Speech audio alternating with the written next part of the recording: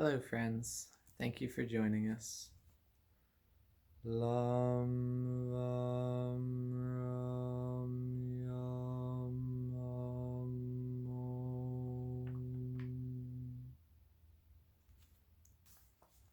When we look at a rose bush, we can see its beautiful rose flowers, but on the stems below them we will also find thorns. All throughout creation, we find that good and bad exist together. But instead of adopting an attitude of impartiality or neutrality, our minds judge, criticize, and even mentally punish the people, places, things, or situations we consider as bad. We should cultivate a detached attitude toward the thorns in life and an attached attitude towards the flowers. In other words, we should search to see the positive and avoid the negative in others. As humans, we have been blessed with knowledge, emotion, and action, which correspond to the head, heart, and hands. It is important that we try to integrate these things in our daily life. Among the three blessings, the greatest troublemaker is the heart, which is to say, emotion. But emotion can also be very useful when we learn to transform it into devotion. Work becomes worship. In order to make our life truly dynamic and serviceful, we should learn and grow by practicing the principle of detach, attach in our everyday thoughts and deeds. Doing so is very simple and practical, as it leads to wonderful results in our personal, social, and spiritual life. I'm sorry, I was not sitting in the right way, and it was like my legs were making noise in my mind. So this is Om School. Today we're going to learn about yoga. What is yoga? Yoga is a dynamic approach to life. Although the simple meaning of the word is union, the Bhagavad Gita defines it beautifully as Vyogam Yoga Sanjnitam, which means yoga is disunion or separation. This may sound like a contradiction, but with a simple example we can explain it. If we want to clean our body, we must not get in the shower with a raincoat and shower cap. To unite with the water, we have to take off the clothes that separate us from it. Thus, before we can fully begin to understand the union of yoga, we must first understand what we need to detach ourselves from.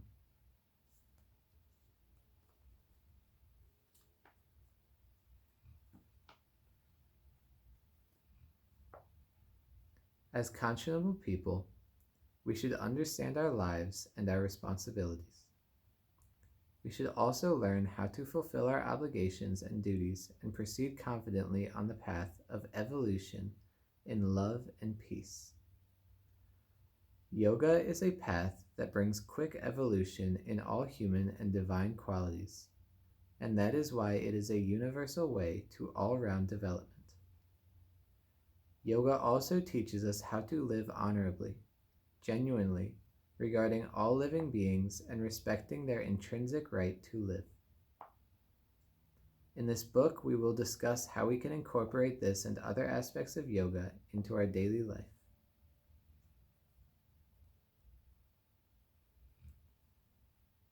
Silence is the most beautiful aspect of daily life, and we must learn to spend time in this state every day. A few hours after retiring for the night, we eventually and unconsciously arrive at the deep sleep stage, one of complete silence in which we rejuvenate and manifest more energy and peace. This experience is nothing like the wakeful or even the dreaming states, because dreams also have an impact on us when we are not sleeping. If our dreams are nice, we feel good. If they are unpleasant, we feel agitated or restless. When we make a conscious effort or have an opportunity to be quiet during the wakeful state of our daily lives, we experience the benefit of silence even more. We can do this through the practice of yoga, or in other words, meditation, The art of purposefully silencing the mind so that we are able to enjoy more beauty and love both within and outside of ourselves. We can do this through the practice of yoga, or in other words, meditation. The art of purposefully silencing the mind so that we are able to enjoy more beauty and love both within and outside of ourselves. Although we have an innate yearning for the state of silence and solitude, part of us wants to be known and also wants to know others.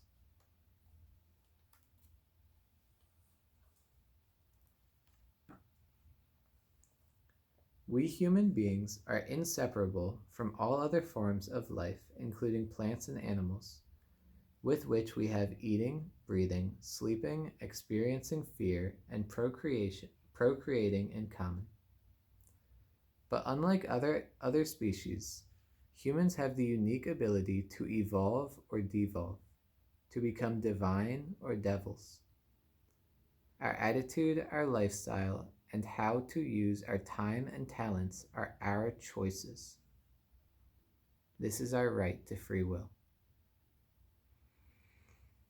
By leading a yogic life, we are like instruments in the hands of the divine.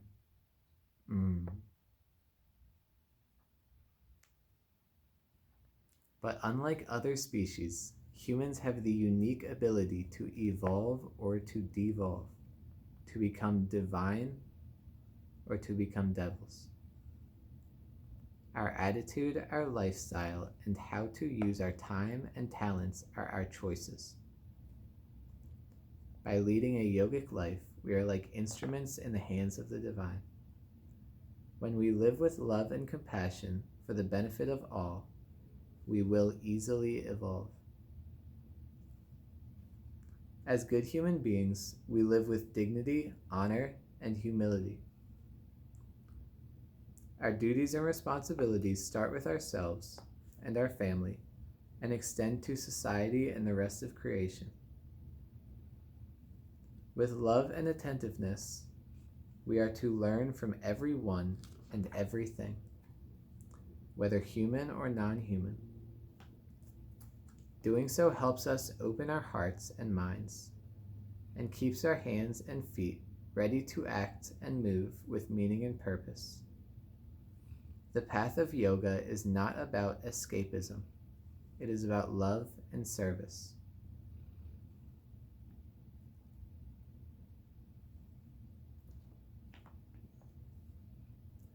The modern world we live in provides us with a great deal of opportunities. Let us live with selfless love and compassion to make it beautiful. As within, so without. Be the change that you wish to see in the world. Let our lifestyles be simple and conducive to nature and all living beings. May we be true examples and motivate others with our love and humility, not with instructions and commandments, with love and humility, not with instructions and commandments. Again, I offer my love, gratitude, and thanks to all who have been helping in propagating this ancient wisdom for the betterment of creation. Let us live for others and pray for the well-being of all.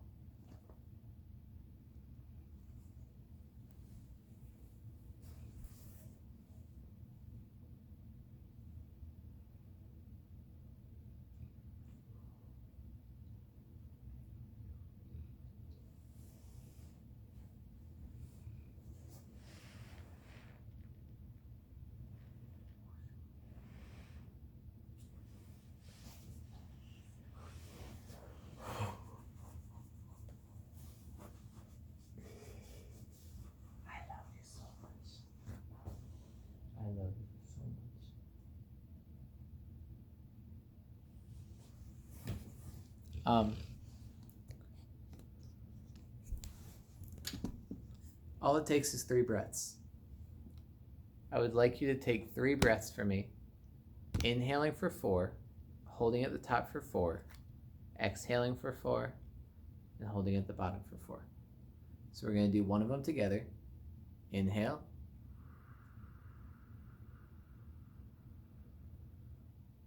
Hold. Smile.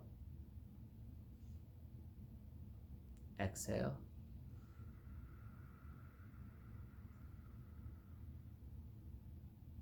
And hold. Surrender. Be grateful. Now this time, instead of counting 1, 2, 3, 4, you're going to count lower back, sides of the body, back of the heart, back of the throat. Inhale into the lower back, sides of the body, back of the heart, back of the throat. Pause and focus on the top of the head. Smile.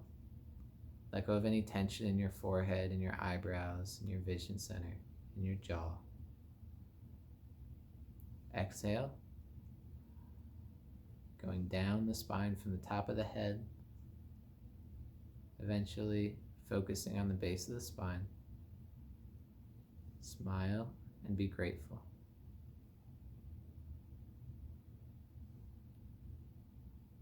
Inhale love into your spine.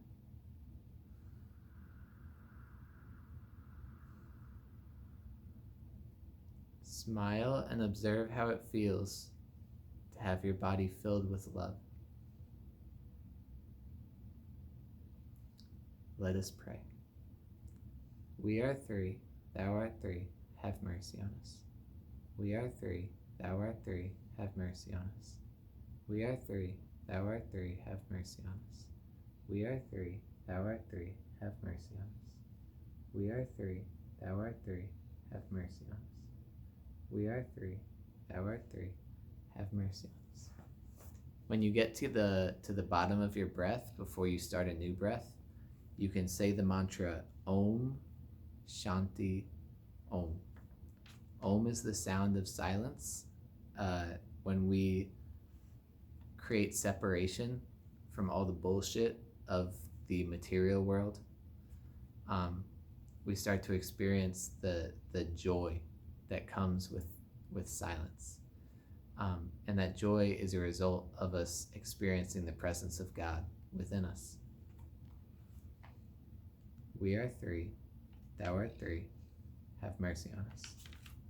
We are 3, thou art 3, have mercy on us. We are 3, thou art 3, have mercy on us. All of God's creation is the play of the divine. All of God's creation is the play of the divine.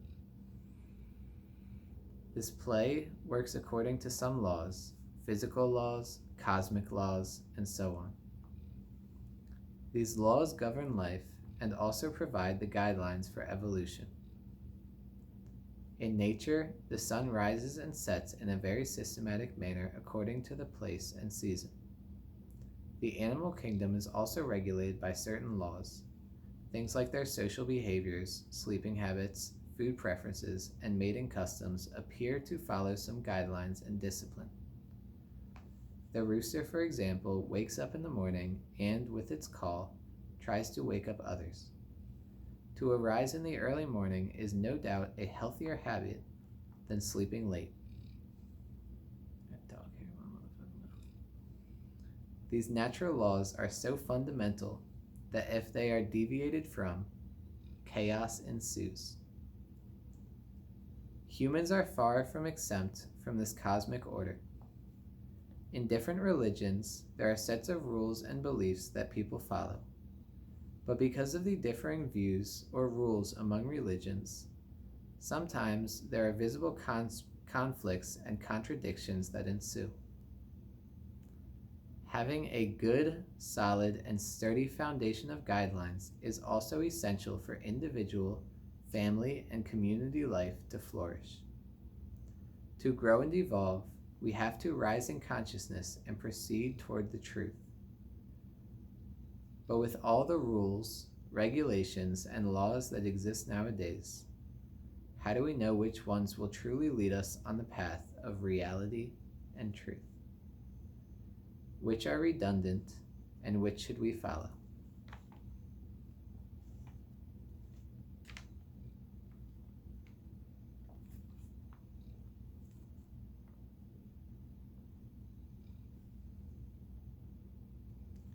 We have to live not only for ourselves, but also for others.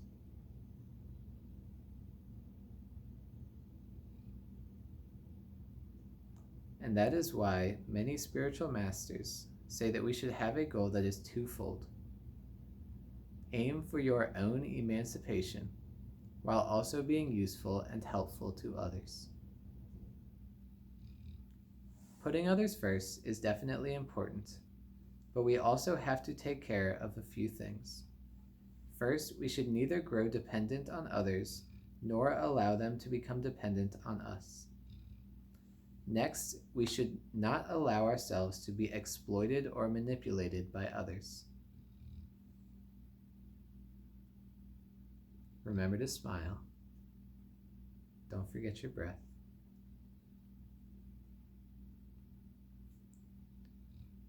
We should not allow ourselves to be exploited or manipulated by others who consider our simple nature as weakness.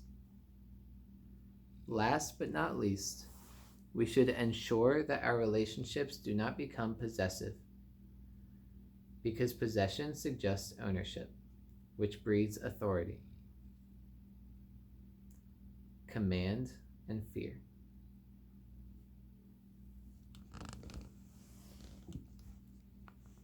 We are three, thou art three, have mercy on us. We are three, thou art three, have mercy on us.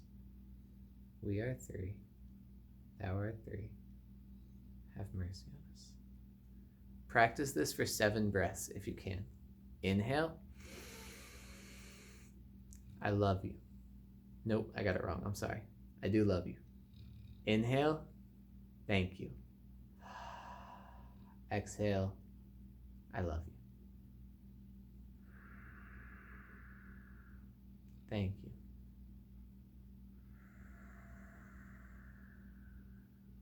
I love you.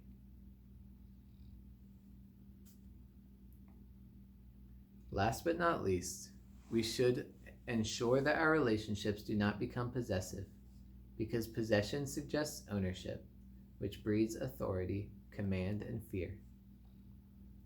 A relationship of any kind should be based on understanding, love, and self-respect. That is why in spirituality it is said, in the student-teacher relationship there is nothing to lose. Although there is respect and love for the teacher, it does not mean one wants to possess or subdue the other, or that there is a fear of losing anything. Dependence, attachment, exploitation, and possessiveness create emotional stress that holds us back and hinders our spiritual progress. In finding the fine balance between putting others first and the factors mentioned above, we are sure to build relationships that lead to constant inner growth. Rules to abide by. Because I mean, why the fuck would you need to see my face? When you could just zoom all the way in on Big Ears sleeping.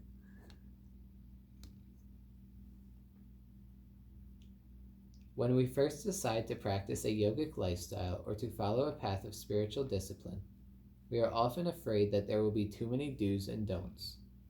But rules are really part and parcel of our daily living. For instance, we must obey traffic rules when we drive, and we must abide by the norms of the school at which we study. Similarly, when we follow the path of yoga and meditation, or even when we try to lead a healthy lifestyle, we must allow ourselves to be guided by some sort of tenets.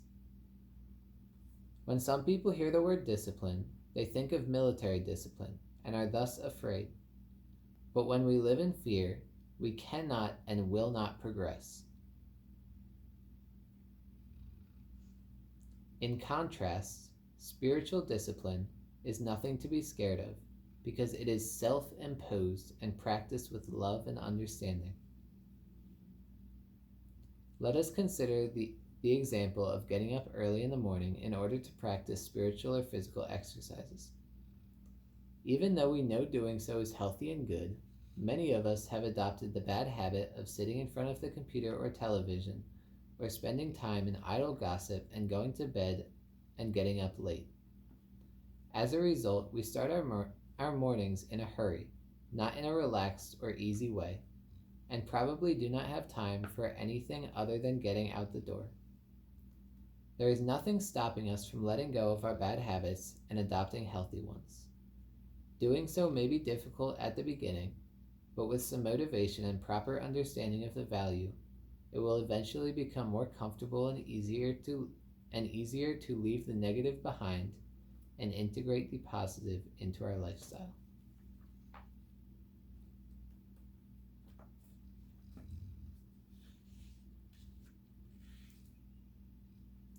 Yoga is a widely popular word, but it is also commonly misunderstood. When people hear it, they usually think of particular physical exercises or body gymnastics performed to keep physically fit. In India, yoga is one of the 6 systems of Vedic philosophy. Vedanta is another. Yoga is the practical aspect of spiritual life, and Vedanta is the theoretical aspect. Just as yoga means union, it can also mean a life of friendship. But union and friendship with whom? We love to have union with those whom we have a friendship or relationship. Yoga is a life of friendship. Where there is friendship, there is love, and thus no fear. These are 2 sides of the same coin. In my own childhood, I had a little fear of my father as he was a bit strict. However, as we both grew older, we became good friends. Friendship does not mean that disrespect is permissible. Never. Instead of being bossy, there can be a nice, friendly love and a cordial relationship in the family, which naturally thrives on proper understanding. Yoga means being friends with all of creation and ultimately the Creator. That means we can be friends with trees, butterflies, and even mosquitoes. That is not to say that we should encourage mosquitoes to come suck our blood.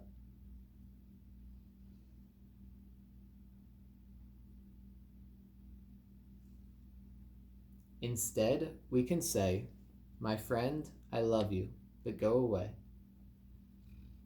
I used to be kind of like, I don't know, almost like embarrassed about reading that because I was like, what are you talking about? Or not, just like more thinking about how other people would perceive that. It's not in saying, "My friend, I love you, but go away." It's not that it's not that you're going to control the mosquito and now the mosquito isn't going to bite you, or that you should say that but not like try and, swipe at it or whatever. It's that your internal environment will not go negative. That's the point of all of it. Whether or not you get stung by a bee, whether or not you get bit by a mosquito, whether or not you lose your job, it is our responsibility to be inwardly tranquil and friendly and loving.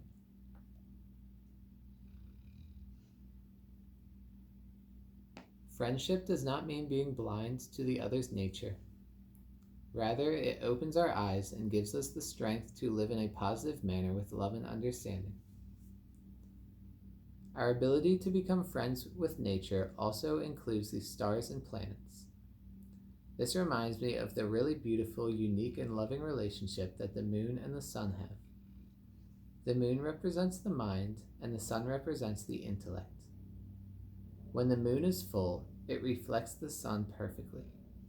But on a new moon day, the moon is not visible in the sky and thus does not reflect the sun. The complete darkness is symbolic of putting a halt to the relationships created by the sense organs and the mind. It is a day for complete meditation and introversion, for the mind to go completely within, where there is no thought, no mind, no intellect, no ego, nothing. Absolutely nothing. The full moon day is a state completely beyond the sense organs and the mind. It is a day for ultimate friendship with the divine.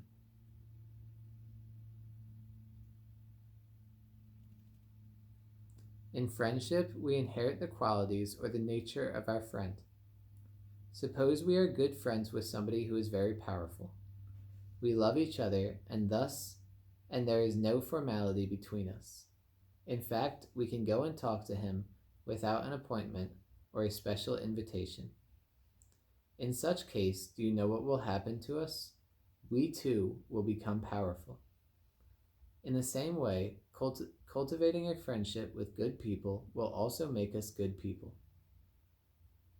If we want to be good people, obviously. A good and hardworking friend, for instance, will make us diligent and dedicated. Likewise, a humorous and joyful friend will make us cheerful and happy.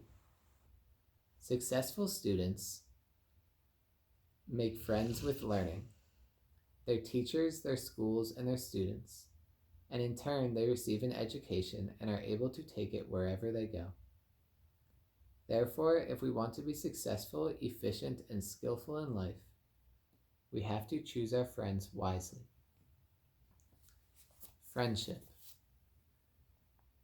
a divine union. As I have mentioned, yoga and friendship both mean union.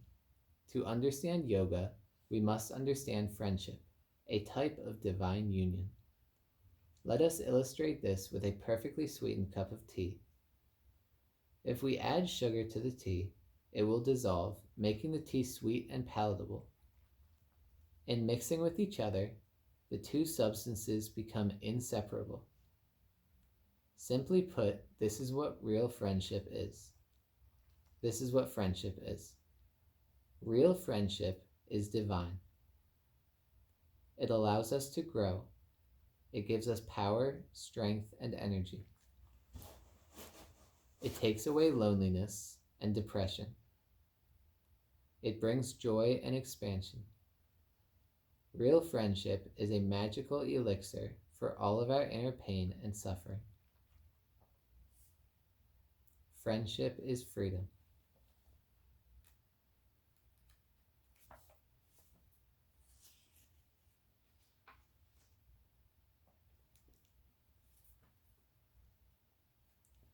Real friendship is always associated with love and understanding.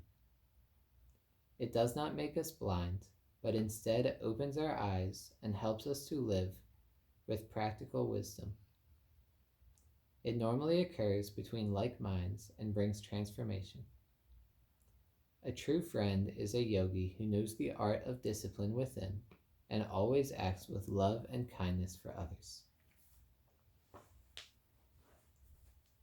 Shri Krishna Govinda Hare Murade Tenata Narayana Vasudeva.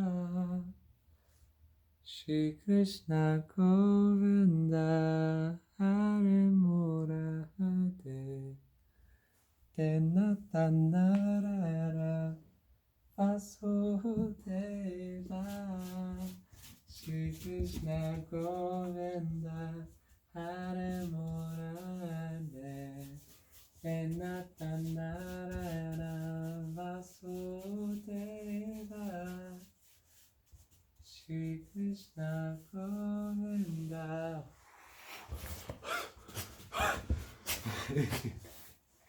Hare Murade Venata Narayana Vasudeva. Oh!